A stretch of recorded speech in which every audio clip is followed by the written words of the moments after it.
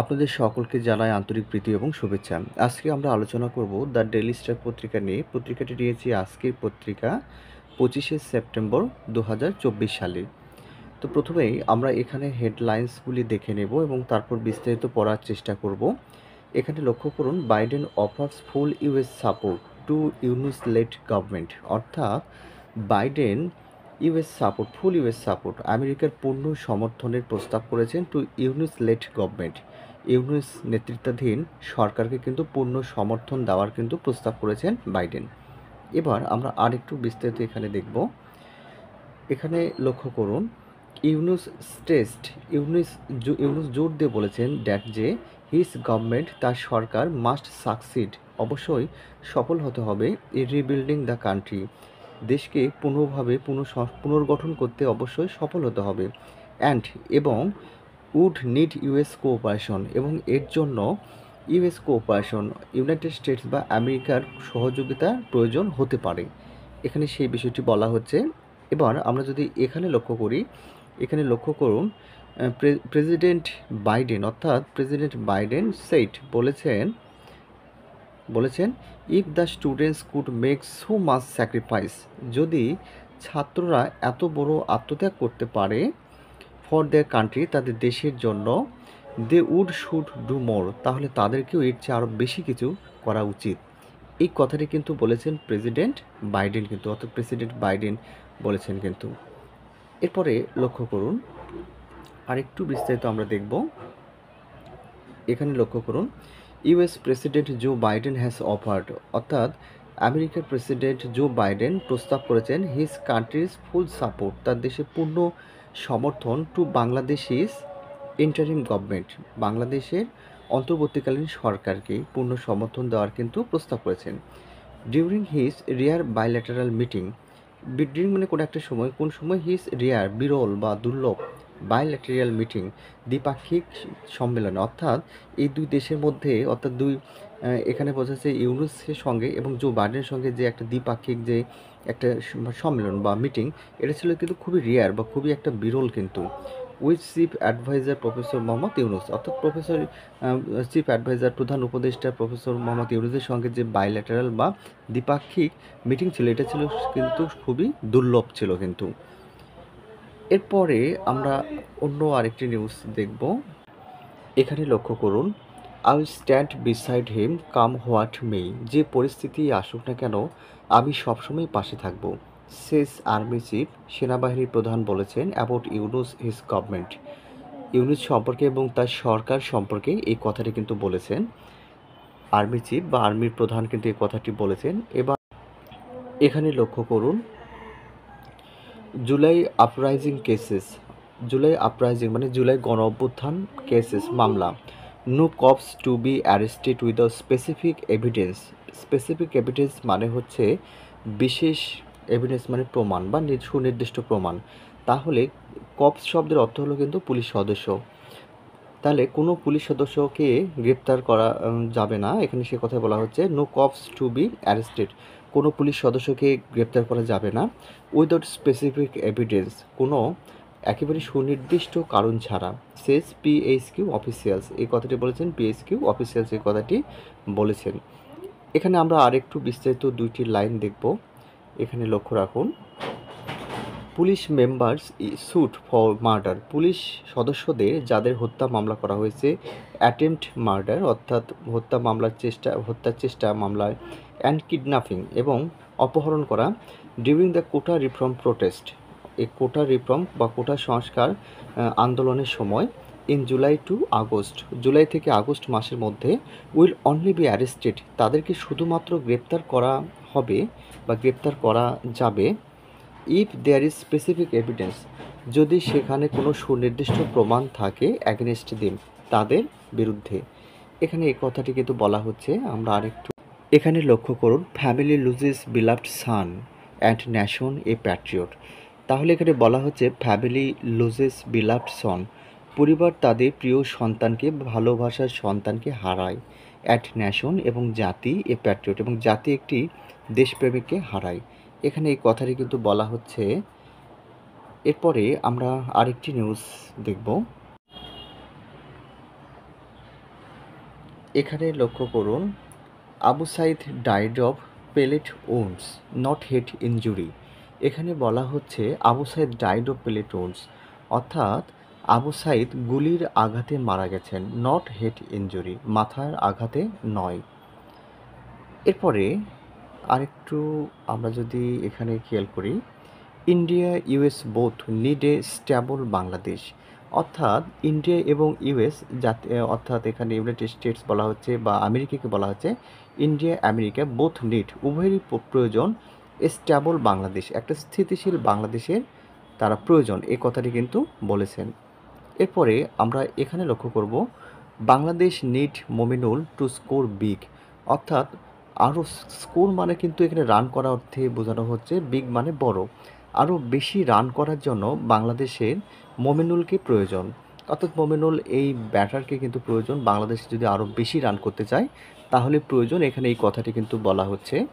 এরপরে এখানে দেখুন, এখানে বলা হচ্ছে অনার্স অ্যাকসেপ্ট, অর্থাৎ অনার্স শব্দের অর্থ হচ্ছে মালিকেরা বা মালিকপক্ষরা, অ্যাকসেপ্ট মানে গ্রহণ করেছেন, অল ডিমান্ডস সকল দাবি অফ আরএমজি ওয়ার্কার্স, আরএমজি কর্মীদের সকল দাবি কিন্তু গ্রহণ করেছেন।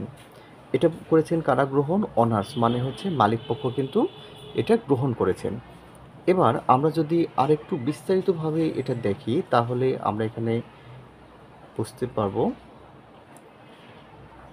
আমরা যদি আরেকটু এটা বিস্তারিতভাবে দেখি তাহলে আমরা এটি বুঝতে পারবো। লক্ষ্য রাখুন, এখানে কিন্তু বলা হচ্ছে আরএমজি, আরএমজি শব্দের অর্থ হলো রেডিমেড গার্মেন্টস, এটি অ্যাব্রিভিয়েশন হিসেবে ব্যবহার করা হয়েছে। এবার লক্ষ্য রাখুন একটু বিস্তারিত, গার্মেন্ট ফ্যাক্টরি ওনার্স, অর্থাৎ পোশাক কারখানার ওনার্স মালিকেরা, হ্যাভ অ্যাকসেপ্টেড তারা গ্রহণ করেছেন, অল 18 ডিমান্ডস 18 যে দাবি রয়েছে, 18টি দাবি সকল তারা কিন্তু গ্রহণ করেছেন, অফ দ্য ওয়ার্কার্স কর্মীদের, টু টেম দ্য অনগোয়িং আনরেস্ট চলমান যে অস্থিতিশীল পরিস্থিতি সেটাকে কিন্তু তারা সামাল দিতে বা সেটাকে তারা কিন্তু স্থিতিশীল করতে এটা গ্রহণ করেছেন, ইন দিস সেক্টর মানে এই সেক্টরে যে অস্থিতিশীলতা হচ্ছে সেটাকে কিন্তু পরিস্থিতি সামাল দিতে বা পরিস্থিতি নিয়ন্ত্রণে আনতে কিন্তু তারা এই সকল ধরনের 18 যে দাবি রয়েছে সেটা কিন্তু তারা গ্রহণ করেছেন।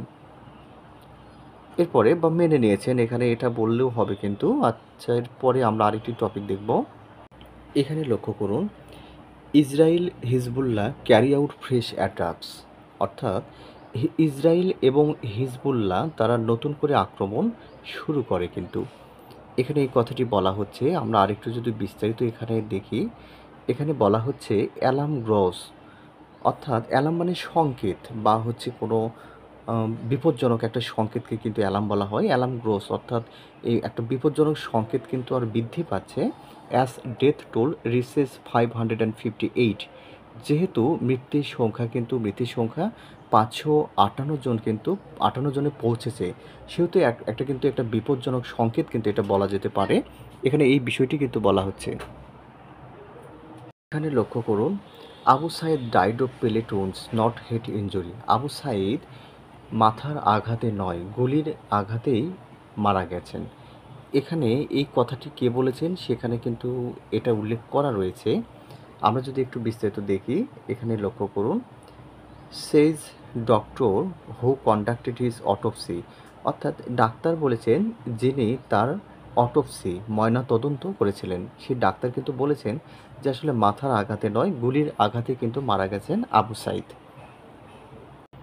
এখানে আরেকটি গুরুত্বপূর্ণ নিউজ কিন্তু এখানে করা হয়েছে, health hazards lurking in vegetables fruits, তাহলে হেলথ হ্যাজার্ড মানে হচ্ছে স্বাস্থ্যের ঝুঁকি, লার্কিং লুকিয়ে রয়েছে, ইন ভেজিটেবলস ফ্রুটস ফলমূল এবং শাকসবজিতে কিন্তু স্বাস্থ্যের ঝুঁকি কিন্তু লুকিয়ে আছে, অর্থাৎ এই শাকসবজি ফলমূল খেলে যেখানে ভালো হওয়ার কথা সেখান থেকে কিন্তু সেখানে মন্দটা হওয়ারই কিন্তু এখানে কিন্তু একটা সম্ভাবনা রয়েছে, এখানে সে কথা বলা হচ্ছে। আমরা যদি আরেকটু বিস্তারিত এখানে দেখি তাহলে আমরা দেখি স্টাডি ফাইন্ডস গবেষণা এটা খুঁজে পেয়েছে, alarming levels of heavy metals ভারী পদার্থের কিন্তু একটা বিপজ্জনক পর্যায়ে মানে উঁচু পর্যায়ে কিন্তু তারা খুঁজে পেয়েছে, স্টাডি পেস্টিসাইডস এবং কীটনাশকের উপস্থিতিও তারা কিন্তু খুঁজে পেয়েছে। অর্থাৎ এই শাকসবজিগুলোতে কিন্তু হেভি মেটাল, ভারী ধাতব পদার্থ বা ভারী পদার্থের উপস্থিতি এবং কীটনাশকের উপস্থিতি কিন্তু একটা উঁচু পর্যায়ে পেয়েছে গবেষণা করে, এখানে সেই কথাটি কিন্তু বলা হচ্ছে। এবার আমরা আরেকটি নিউজ দেখব। এখানে লক্ষ্য করুন, রুহুল আমিন গাজী নো মোর, অর্থাৎ রুহুল আমিন গাজী আর নেই। এখানে তিনি যে পাসেস আবি বা মারা গিয়েছেন এই কথাটি কিন্তু এখানে বলা হচ্ছে। এরপরে আমরা আরেকটি নিউজ দেখব, লক্ষ্য রাখুন। এখানে দেখুন, সানাথ নান্দি পাসেস আবি, অর্থাৎ সানাথ নান্দি মারা গিয়েছেন। এবার আমরা একটু বিস্তারিত বোঝার চেষ্টা করব। সানাথ, এখানে লক্ষ্য করুন, Sanath Nandi news editor of দৈনিক খবর, অর্থাৎ সানাথ নান্দি যিনি হচ্ছেন নিউজের সম্পাদক বা সংবাদপত্র ইয়ে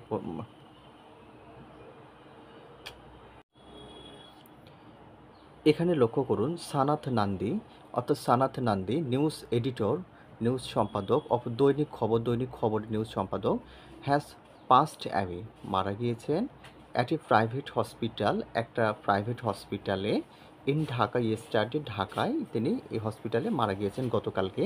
হি ওয়াজ 72, তার বয়স ছিল 72 বছর। This journalist breathed his last, এই সাংবাদিক তার শেষ নিঃশ্বাস ত্যাগ করে অ্যাট 1 AM, রাত 1টায় কিন্তু এই সাংবাদিক কিন্তু তার শেষ নিঃশ্বাস ত্যাগ করে। He had been undergoing treatment, তিনি ট্রিটমেন্ট অ্যাট দ্য হসপিটাল, তিনি হসপিটালে তিনি চিকিৎসা নিচ্ছিলেন, ট্রিটমেন্ট বা সেবা বা চিকিৎসা নিচ্ছিলেন সিন্স সেপ্টেম্বর 16, অর্থাৎ সেপ্টেম্বরের 16 তারিখ থেকে তিনি সেই হসপিটালে চিকিৎসা নিচ্ছিলেন। আচ্ছা, আমরা এতটুকুই পড়লাম। এবার আমরা আরেকটি নিউজ দেখব। এখানে আরেকটি গুরুত্বপূর্ণ নিউজ করা হয়েছে। এখানে বলা হচ্ছে Barishal hospital without water for 30 hours, অর্থাৎ বরিশাল হসপিটাল কিন্তু পানি ছাড়াই 30 ঘন্টা অতিক্রম করেছে। এখানে এই বিষয়টি কিন্তু বলা হচ্ছে, পানি ছাড়াই কিন্তু বরিশাল হসপিটাল 30 ঘন্টা কিন্তু অতিবাহিত করেছে। এখানে লক্ষ্য করুন, Hasina Quader suit over murder, অর্থাৎ ফর্মার প্রাইম মিনিস্টার শেখ হাসিনার কথা এখানে বলা হচ্ছে যে former prime minister Sheikh Hasina and Quader এবং কাদের স্যুট ওভার মার্ডার, তাদেরকে হত্যা মামলার দায়ের করা হয়, অর্থাৎ তাদের বিরুদ্ধে হত্যা মামলা করা হয়।